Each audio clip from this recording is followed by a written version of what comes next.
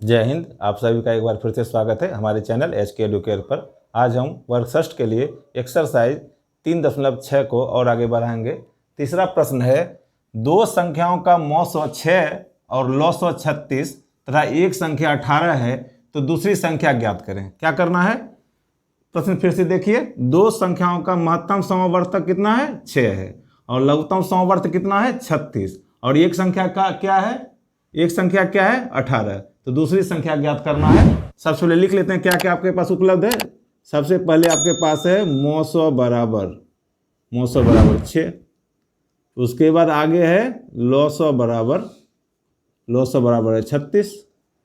एक संख्या यानी पहली संख्या। एक संख्या मतलब क्या? पहली संख्या कितनी है? 18। दूसरी संख्या पता नहीं है, आपको ज्ञात करना है। तो सूत्र होता है दूसरी संख्या बराबर क्या होता है? संख्या बराबर सूत्र होता है, लिखेंगे यहां पर दूसरी संख्या बराबर सूत्र होता है मौसो गुना लौसो बटे पहली संख्या। अब इस सूत्र के माध्यम से आप इसका आंसर निकाल लेंगे। मौसो कितना है? 6, लौसो 36 बटे पहली संख्या 18। 18 से कटाइए, 36 दो बार में कट जाएगा। अब 6 गुना 2 कर दें तो कितना हो जाएगा? 12। यही इसका आंसर हो जाएगा, अर्थात दूसरी संख्या बराबर 12। अब है प्रश्न संख्या 4। दो संख्याओं का मौसो 16 और उनका गुणनफल 6400 है, उसका लौसो ज्ञात कीजिए। आपके पास क्या क्या पता पहले से है? पहले से पता है मौसो बराबर 16 और गुणनफल कितना है? गुणनफल मतलब पहली संख्या गुना दूसरी संख्या कितना है? 6400। क्या निकालना है आपको? निकालना लौसो निकालना है। लौसो निकालना है तो लौसो बराबर सूत्र आपको पता ही है, लिखेंगे लौसो बराबर पहली संख्या गुना दूसरी संख्या बटे मौसो। यहाँ पहली संख्या दूसरी संख्या नहीं है, दोनों का क्या है? गुणनफल दिया हुआ है। लिख देंगे 6400 बटे मौसो कितना है? 16। भाग दीजिए, 16 चौकी 64 यानी 400। क्या आंसर निकल गया इसका? निकल गया 400, अर्थात लघुत्तम समवर्त बराबर 400। यही इसका आंसर हो गया। अब है प्रश्न संख्या 5।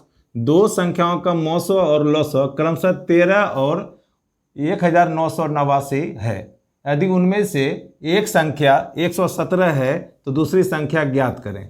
पहले देखिए क्या क्या आपके पास उपलब्ध है। सबसे पहले मौसो और लौसो उपलब्ध है। इसमें यहाँ लिखा है मौसो और लौसो क्रमशः 13। क्रमशः मतलब क्या? जो पहले आया वह पहला, जो दूसरी बार आया वह दूसरा। पहले कौन आया? मौसो। मौसो में 13 तो हो गया मौसो बराबर 13 और लौसो बराबर 1989 हो गया। आगे उसमें है एक संख्या, लिखेंगे यहाँ पर एक संख्या बराबर कितनी है? 117। क्या पूछ रहा है? दूसरी संख्या ज्ञात करें। लिखेंगे यहाँ पर दूसरी संख्या पता नहीं है, ज्ञात करना है। दूसरी संख्या बराबर सूत्र लगा देंगे, लिखेंगे यहाँ पर दूसरी संख्या बराबर, आपको पहले से पता है, मौसो गुना लौसो बटे पहली संख्या। मौसो कितना है? मौसो है 13 गुना लौसो कितना है? 1989 बटे पहली संख्या 117। अब कटाते हैं, देखते हैं 117 जब आप भाग देंगे तो यह पूरी तरह 17 बार में कट जाएगा, तो हो जाएगा 13 गुना 17, दोनों को गुना करेंगे हो जाएगा 221। यही इसका आंसर होगा। अब है प्रश्न संख्या 6। वह छोटी से छोटी संख्या ज्ञात करे जिसको 25, 40 और 60 से भाग करने पर शेष 7 बचे। जहां छोटी से छोटी संख्या पूछे इसका मतलब है कि वहां लौसो निकालना पड़ेगा, और जहां बड़ी से बड़ी संख्या पूछे निश्चित वह मौसो निकालना पड़ेगा। तो यहाँ क्या पूछ रहा है? छोटी छोटी ज्ञात करें। क्या करेंगे? लौसो निकाल लेंगे।